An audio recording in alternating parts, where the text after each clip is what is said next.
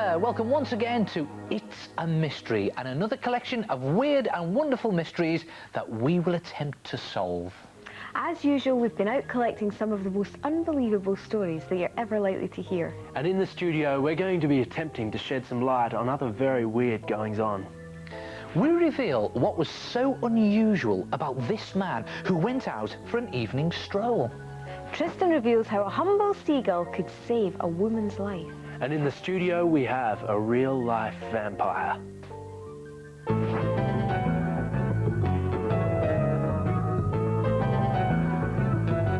Gail has got an amazing story. It's a mystery. What had happened to someone's husband one evening last summer? Imagine this. One evening, a lady's pacing the floor of the family home, worried about her husband. She can't work out where he's got to.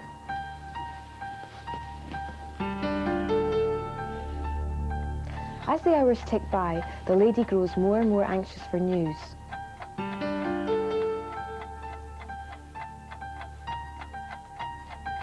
She continues to wait and wait.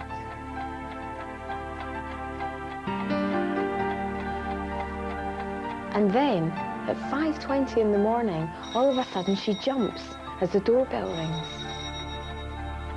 She goes to open the front door, and there, on the doorstep, standing large as life, is her husband, in his pyjamas. Where on earth have you been? I've been worried sick about you. I've been jogging. What? Jogging? Jogging? Well, I'm glad you're okay. So why don't you go in there and I'll bring you a nice cup of tea. The lady knew exactly what she was going to do. Call the emergency services.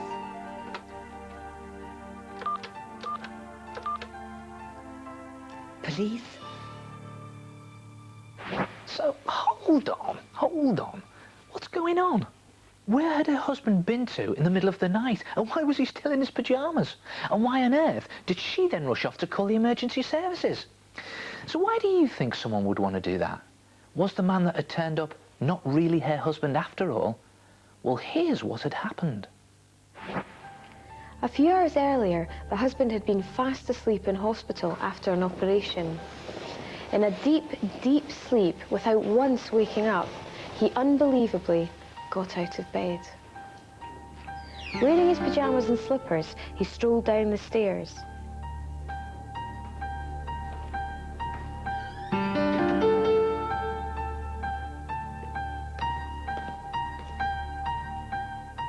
Still asleep, he walked out of the building to cross the main road, managing to dodge the traffic.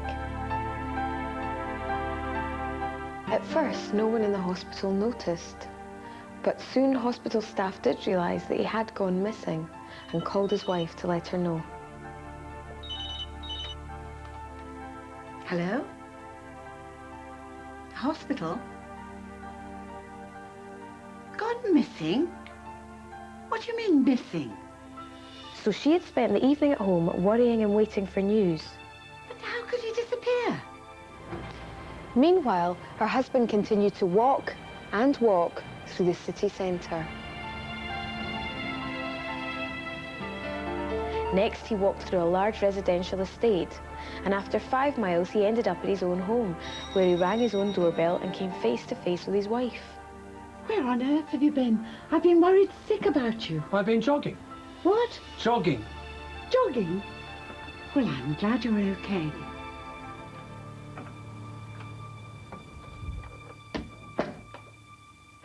Wow! So he'd actually got out of his hospital bed and sleepwalked all that way? What an unbelievable story. Oh, it's incredible, isn't it? Surely you can't do all that stuff in your sleep, though.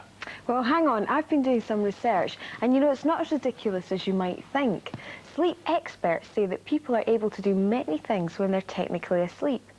They're even capable of doing complicated things, like driving a car. Yeah, but walking 5 miles is a bit far-fetched, isn't it? You'd be surprised, you know. In June of last year, there were reports in the press of a man called Michael Turner who made an amazing 5-mile walk from his hospital bed to his front door. Now, after his ordeal, he went back to hospital and is well on his way to recovery. The weirdest thing is, he remembers nothing about it. What? Nothing at all? Well, except that he had very sore feet. Yeah, sleepwalking does happen, but look, don't worry, what happened to the man in this story is very rare indeed. And if someone does sleepwalk, they usually go straight back to bed and remember nothing when they wake up.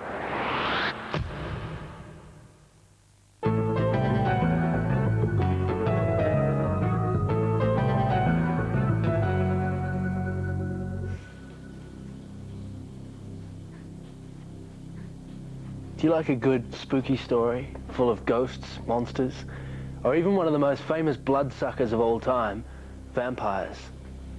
Well, it's a mystery whether vampires really do exist. The vampire legend is as popular today as it was hundreds of years ago and was made really famous by a novel called Dracula. The author came up with the idea after having a nightmare, and since then there have been hundreds of books and films dedicated to this vampy, blood-sucking villain. Well, it's all very well sitting around talking about vampires, but what would you actually do supposing you came face to face with one? Tris! Hey? It's behind you! Well, the books say to see him off, just wear this stuff, garlic, around your neck. And what about the old classic, a stake through the heart, or even exposure to sunlight?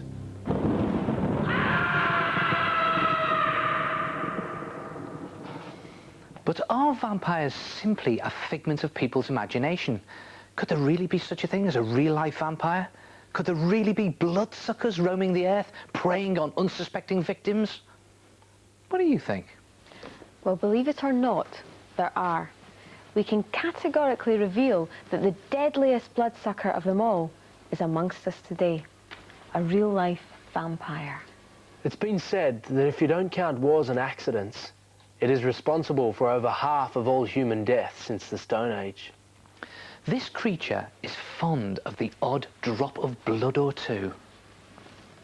And this is it. Oh! Look at them. They may only look like tiny insects, but they're actually considered the most dangerous creature in the world. These are a type of mosquito called Anopheles mosquito. By sucking blood from one person, then moving on to suck blood from another person, mosquitoes can cause the spread of malaria. Malaria is a disease that afflicts 200 million people each year, but only in the wet tropical regions of countries like Africa, South America and Asia. And you know, there are other bloodsuckers around. In Central and South America, there's the vampire bat. But despite its name, it very rarely attacks humans. And one thing's for sure, it certainly can't drink enough blood to kill anyone. In fact, it drinks about a tablespoon of blood at a time from animals like horses, cattle and birds. And finally, here's a good vampire. This one is a medicinal leech. Oh, now leeches like to suck blood too, but they can be used to help patients in hospitals, not harm them. And believe it or not, by letting these leeches feed on patients, it stimulates the blood flow and it can make all the difference to helping a wound heal after some very special skin operations and surgery. Tristan, that's disgusting. Look, they're all over the place. Yeah, I know, it is disgusting, but they're totally clean and they really can help. So, there are good bloodsuckers like leeches and bad bloodsuckers like mosquitoes, which proves that creatures with vampire tendencies really do exist. But as for Dracula, nah.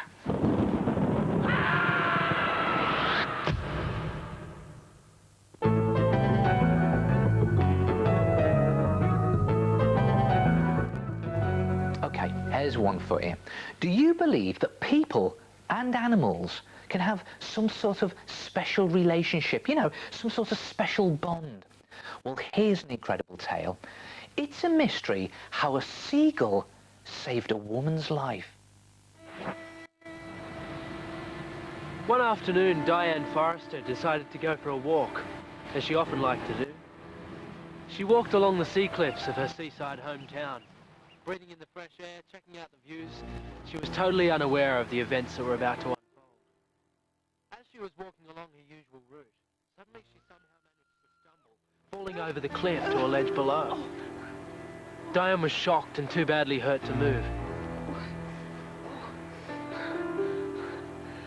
As she lay there, she began to think she'd never be found.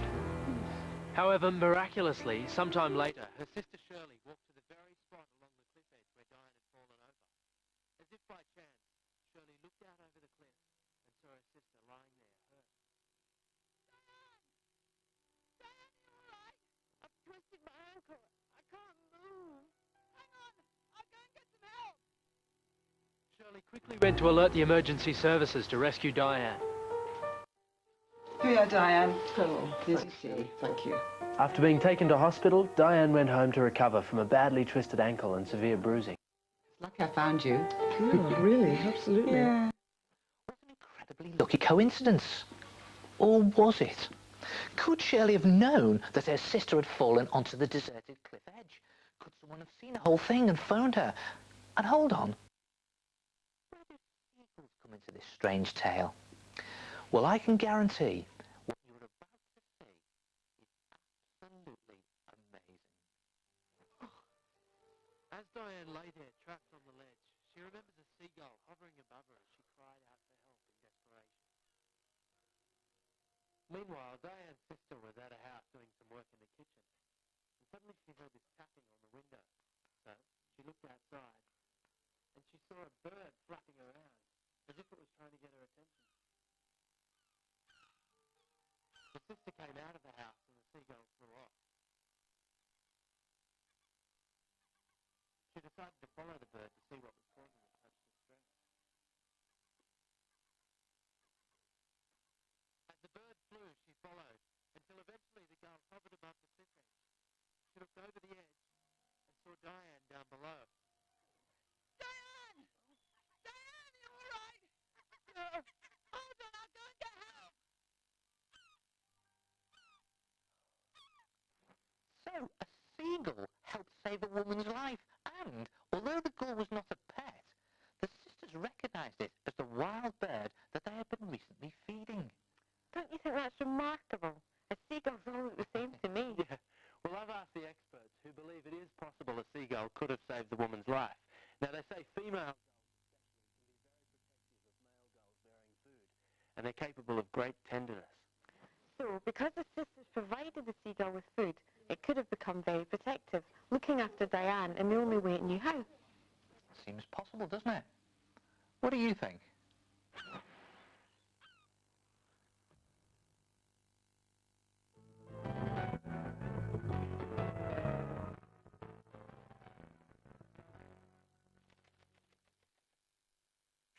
Hi, my name is Police Sergeant Tony Dodd. Although I'm now retired, I will never forget an incident which I witnessed when I was on a routine patrol. It was January 1978. I was on patrol with a colleague when we were called to an incident near Skipton, North Yorkshire. It was a crystal clear night, and as we rounded a bend in the road, we were startled and shocked by what we saw. In front of us was a huge disc-shaped object with a dome on top. I was so convinced of what I saw that I got an artist to paint this picture of it. It was about 100 feet above the road. It had what appeared to be portholes around the dome. I stopped the car, and myself and my colleague got out and stared in amazement at the object. The whole object was luminous white and glowing, and around the underside was a skirting. It then silently glided away horizontally and moved away into the distance until it was only a ball of light. There is no doubt in my mind that this was a genuine UFO. What an amazing story. So what could it have been? Had anyone else noticed anything that night? Well, Tony contacted Manchester Airport, but they had not picked up anything strange on their radar screens. So what was the mysterious object? Could the lights on a low-flying aircraft at night have been mistaken for a scary UFO? Well, this explanation doesn't seem possible, because what he saw made no noise, and the description doesn't fit that of any plane known to us. Well, whatever it was, Tony has seen it more than once. I'm convinced it was a UFO. I've even had other sightings since. My wife was a complete skeptic. One day she was out in the car with me when one of these things came down over the top of us. She has since changed her belief. I have always taken these UFO sightings with a pinch of salt, but having witnessed them myself, I am now just as convinced as my husband.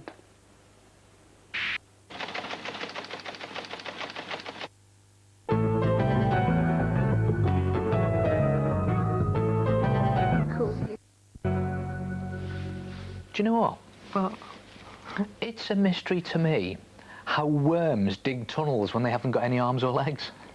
You know, you have got a point there. I never thought about that before. When you look at other animals that make tunnels, like moles and rabbits, they've got legs and paws so they could shovel away at the earth. Like these ones, a little more than long, pink and brown, wiggly things. So how on earth do they dig tunnels? Well, the method they use is totally different to any other animal like a rabbit or a mole. Now, if you look at these worms here in this special wormery, you can see they've actually made tunnels through the soil, and they did this by wiggling from side to side in a special wormy way. Tristan, can I borrow you, please? I'd like to try and demonstrate this. Yeah, sure. Now, I'd like you to wiggle your way from one end of this tunnel to the other. Yeah. Okay? What, just lie down? Yeah, just... No, yeah. no problem. Yeah. Yeah? Off you go. Oh, I forgot to mention something. I'd like you to do it without using your arms and your legs. Small point, forgot to mention it. All right. What, so I just kind of... Yeah, go on. Come on, Tristan. No, you're cheating. I'm not. You cheating. You were cheating. It's all right. It's impossible. Do you want a if I hand? don't. You're right. I'm sorry, Tristan. I was actually just trying to make a point. We knew it'd be difficult. It was just to demonstrate that without arms and legs, it seems really, really difficult to move, let alone make a tunnel. However, worms can do it because they move in a very special way, which involves them rhythmically contracting and expanding their bodies a bit like this. Now, if they do this enough times, they force an opening in the soil. They then increase the size of the hole by pushing with their heads first. And by repeating this special movement, they form networks of tunnels. You might not think it to look at them, but worms are sort of like tubes. This means that they can shift soil to form tunnels in another special way. As the worm digs, it actually eats some of the soil. The soil travels the length of the worm and is expelled at the other end. And when a real worm does this, the earth that it leaves behind on the surface is known as worm cast. Now, believe it or not, all the worms that live in a small field can shift about 300 of these bags of soil here. Now, that's around 7 tons in just a year. Amazing, eh? And it's all done by squidging like a spring. And passing soil through their bodies like a tube. Hey, guys, are you keen for a nibble? It's not bad. No, leave it to the really worms. have a good... Leave it to the you worms. wiggling, actually. Don't you dare.